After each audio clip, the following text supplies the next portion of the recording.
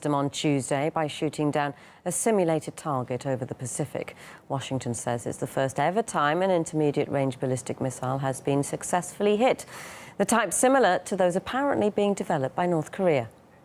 Parts of the American anti-missile system have already been installed in South Korea. Meanwhile, Pyongyang threatened to turn the US into, quote, a pile of ash if Washington tries to use military force to stop its nuclear program.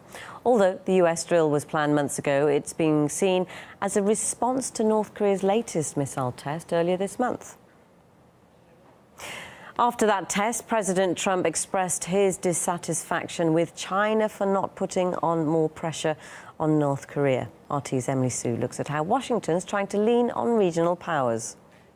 Even before the 11 missile tests North Korea conducted this year, the U.S. has long demanded Beijing to do more to curb Pyongyang's nuclear program.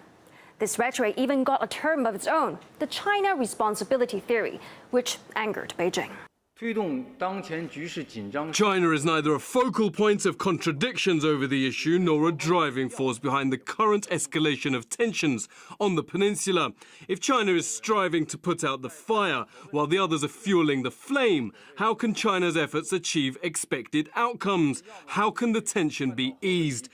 To be fair, China is Pyongyang's only major diplomatic ally and key economic partner. So it makes sense for the U.S. and others to urge Beijing to use its leverage on North Korea. China and other regional partners should also step up their efforts to help solve this security situation. We need to work together to deal with some of the pressing, difficult issues, such as the threat from North Korea. But is it fair to expect Beijing to ease tensions on the peninsula while Washington fans the crisis by flexing its military muscles in the region every chance it gets?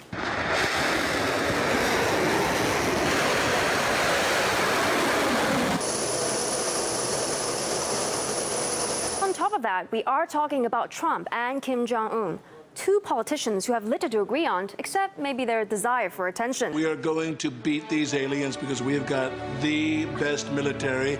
You want to see? Ama? Mula? Do I don't I? Just pay me some attention. China understands what the Pyongyang government actually thinks, the Kim Jong-un government thinks.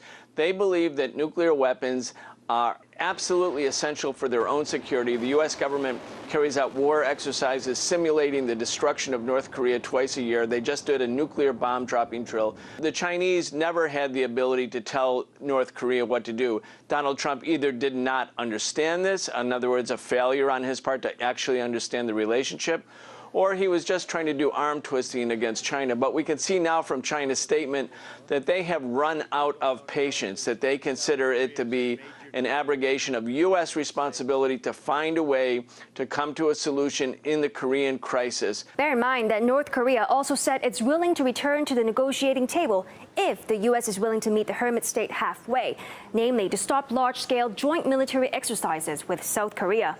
And this is how the U.S. responded. They know that it has to be denuclearization. The Secretary has said he's not going to negotiate his way back to the negotiating table. Plain and simple. So instead of the China responsibility theory, perhaps Washington should stop provoking North Korea and take heed of a Chinese proverb.